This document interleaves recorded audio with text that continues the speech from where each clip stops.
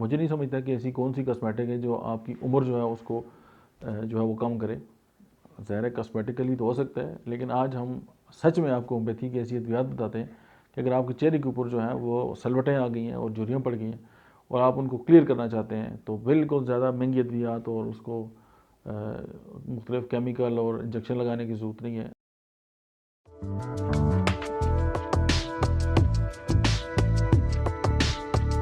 बिस्मिल्लाहिर्रहमानिर्रहीम, अस्सलाम वालेकुम। आज हम बात करेंगे कि चेहरे के ऊपर जो झुर्रियाँ पड़ती हैं, आप किसी भी शॉप पे जाएँ कॉस्मेटिक की, आप उठाएँ, आपको लगेगा कि जी जो झुर्रियाँ जो है वो ख़त्म करने की जो अद्वियात जो है वो अवेलेबल हैं और एंटी एजिंग जो है वो मेडिसिन आ गई हैं। मुझे नहीं समझता कि ऐसी कौन सी कॉस्मेटिक है जो आपकी उम्र जो है उसको जो है वो कम करे।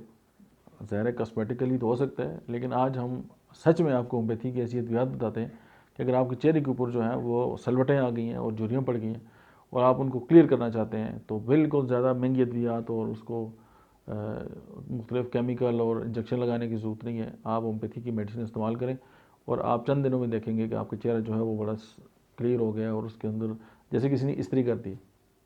तो होम्योपैथी की अद्वियात की तरफ आते हैं, तो सबसे पहले जो है वो होम्योपैथी की दवा है एब्रोटिनम, 30 में ले लें।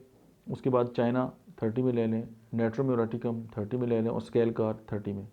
ये चार अद्वियात हैं, इन चारों को मिलाएं और दिन में 3 से 4 बार इस्तेमाल करें और कुछ अर्सा इस्तेमाल करें और पहले अपनी एक तस्वीर निकाल के अपने पास रखें और उसके बाद महीने के बाद दोबारा तस्वीर खींचें। आपको वाज़ेह फ़र्क लगेगा और आप बहुत बेहतर हो जाएंगे।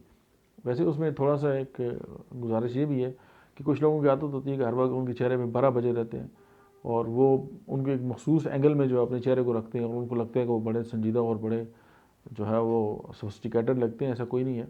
ज़िंदगी जो है वो बहुत खूबसूरत है, इसको एंजॉय भी करें। Thank you very much.